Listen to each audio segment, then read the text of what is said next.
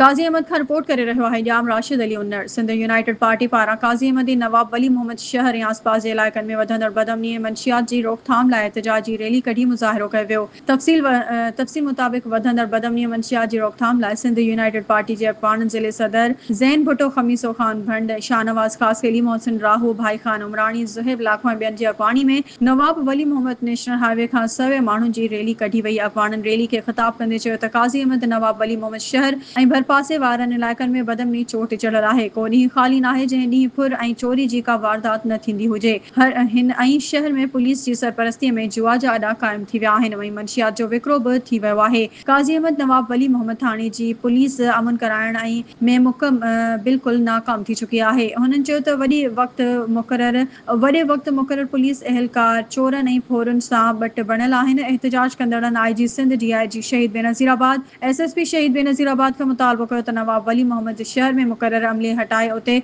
ईमानदार अमलो करे अमन बहाल कयो वञे, न त ॿी सूरत में एहतजाज जो दायरो वधायो वेंदो।